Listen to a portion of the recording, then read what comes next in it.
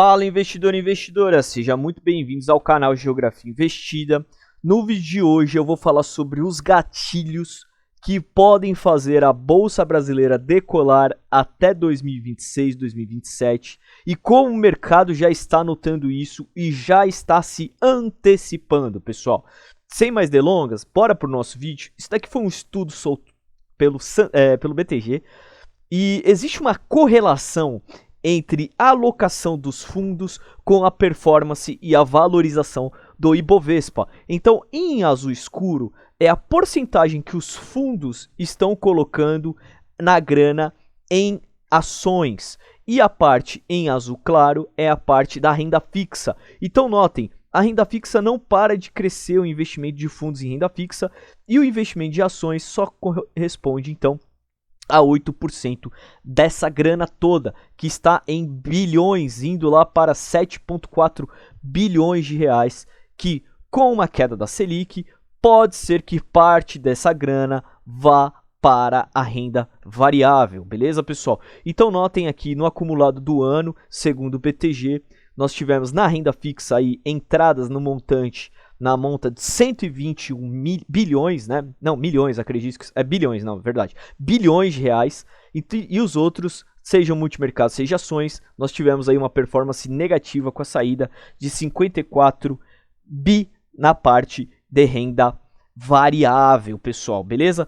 E aí a gente consegue entender que existe uma correlação entre a taxa Selic e a explosão de performance do Ibovespa. Quando a taxa está indo para baixo, o Ibovespa está indo para cima, tá? Então é uma relação inversamente proporcional, porque se tira o dinheiro da onde estava se rendendo relativamente bem, naquela taxa que a galera tá hoje a 15% da Selic, mas muito em breve essa taxa vai começar a cair, as pessoas vão ser incentivadas então a migrarem para a renda variável, beleza? Então aqui a gente tem a nossa correlação desde 2015 até 2024. Se vocês notarem que lá no pico em 2016, 2017, a nossa bolsa até tinha dado uma caída. Como o mercado ele se antecipa, vocês podem notar que todo o ano de 2017 o mercado já veio numa crescente e foi crescendo o índice Bovespa até lá meados de 2022. E aí note que também houve uma queda, então existe essa relação inversamente proporcional. Quando os juros caem, então a parte de ações cresce e cresce numa velocidade muito estratosférica. Então note, saiu de 60 mil pontos lá em 2018, 2019 e foi para 120 mil pontos no final. Então em 2022 foi para 120 mil pontos. Então vamos fazer as contas, 2019, 20, 21, 22, em questão de 3 anos, ele teve aqui quase um crescimento, dobrou o crescimento, né? Foi 100% de crescimento em 3 anos, pessoal. E vamos dar uma olhada então à alocação dos fundos, porque os fundos eles possuem uma participação muito relevante no Ibovespa, assim como os investidores estrangeiros. Então tudo é questão de fluxo gringo e fluxo de fundos, tá? Então se vocês olharem então fundos de ações, os caras estão empatando aí a grana, já tem bastante tempo, desde lá de 2020, a gente tem aí mais ou menos na faixa desses 600 a 550 bilhões, né, investido. Já na parte de fundos de multimercado, vocês estão vendo que já tem tido uma queda nos fundos multimercado. Mas na parte de renda fixa, a indústria não para de crescer, a renda fixa. E é por isso que muita gente brinca que o Brasil é o país dos rentistas, beleza, pessoal? Porque os juros é muito alto. Outro sinal de bolsa cara.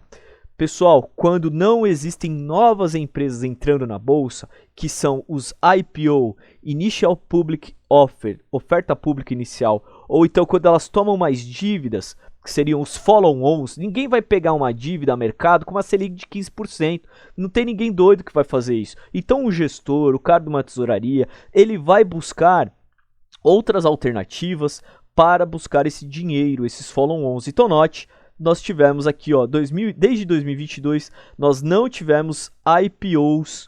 E note a quantidade de follow-on como caiu, pessoal, por conta da Selic a 15%. Mas a gente já consegue notar uma grande diferença aí que o mercado já está se antecipando. Então note então que o número de negociações, seja IPO, seja follow-ons, caiu drasticamente aí desde 2021, 2022, 2023. Então note aqui, ó, caiu bastante, tanto em volume em bilhões e números de negociações, porque a bolsa realmente estava com juros muito alto, ninguém queria entrar na bolsa. E aí eu plotei então o gráfico da XP com os dados do BTG e vocês notem, tá, que quando a Selic começou a sair de 6,5% e foi para 2%, houve uma explosão, pessoal. Note a explosão de novos IPOs e de novas negociações de follow-on.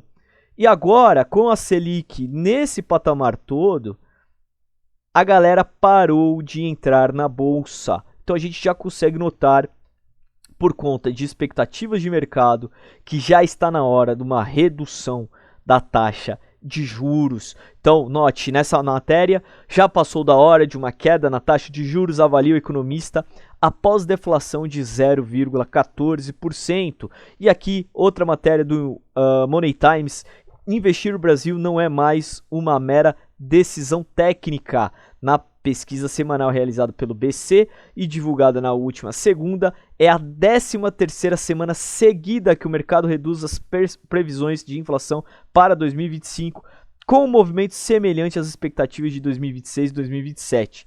Para SPYs, o recuo no índice contribui para um ambiente de menor percepção de risco inflacionário e reforça a possibilidade do Banco Central viabilizar um corte de Selic já em dezembro, ou seja, mais cedo do que se imaginava. Ou seja, agora no final do ano nós já podemos ter um grande avanço na nossa bolsa, dado ao corte de juros, e algumas empresas poderão ser muito beneficiadas. E eu deixei aqui 3 empresas para vocês ficarem de olho. Entre elas, Banco do Brasil. O Banco do Brasil ele vai passar ainda por um ano muito ruim por conta da inadimplência do agronegócio, por conta da mudança da lei, tá? Porém, existem perspectivas muito boas. E o que você tem que olhar então quando a gente está falando de valorização das cotas? Você tem que buscar preços sobre valor patrimonial muito baixos, muito descontados. O Banco do Brasil seguramente nos próximos 3 a 5 anos vai retornar para aquela performance de 39 a 41 bi que eles estavam prevendo, e quem se posicionou nos dias atuais vai fazer um excelente negócio lá para frente. Mas isso aqui é uma tese de médio prazo, tá, pessoal? Isso daqui seria uma tese de recuperação. Eu comentei aqui da ISA e note, ela está com desconto aí na casa dos 30% em cima do seu valor patrimonial. E olha o dividendo que a ISA está pagando, né? 10,45. Mas antes de você sair correndo entre vender tudo para poder aportar em ISA 4, pessoal, ISA 4 não tem tag along, ele é 0 tag along, tá, pessoal? Então tome cuidado com isso. Tem investidor que tem esse tipo de apetite. Eu já não sou um cara assim, eu não gosto de investir em empresas que não possuem tag along de, sei lá, 80%, 100%. Então tome cuidado com essa questão, mas sim, a ISA também está descontada frente ao seu valor patrimonial. E até pouco tempo atrás, por fim, o Bradesco, ele era o patinho feio, ninguém queria saber dele, falavam que o Bradesco nunca ia se recuperar, que o banco ia quebrar, que isso e tal, e hoje o banco já cresceu muito em 12 meses para cá. Eu comprei, foi o melhor case que eu tive até então, eu comprei o banco a R$10, a cota já está a 14 e ele ainda tem espaço para crescer mais. Em algumas ocasiões, alguns períodos anteriores, o Bradesco já foi negociado até 2 vezes seu valor patrimonial. Então sim, existe muito espaço para você comprar hoje empresas boas, baratas, que irão lhe entregar uma performance excelente com a bolsa subindo quando a taxa de juros cai. Beleza, pessoal? Pessoal, no vídeo de hoje é isso. Comenta aqui abaixo o que você acha da minha análise. Eu estou disponibilizando também para vocês a planilha que eu uso para acompanhar os meus investimentos e que eu faço o meu controle das ações que eu acho caras ou baratas, totalmente gratuita, tá no link da descrição. vou deixar o comentário fixado também. Então, por favor, não se esqueça de curtir, compartilhar, comenta aqui abaixo, se inscreva no nosso canal que é muito importante e não se esqueça de falar aí se o som tá legal ou não, beleza? Pessoal, um forte abraço, até o próximo vídeo.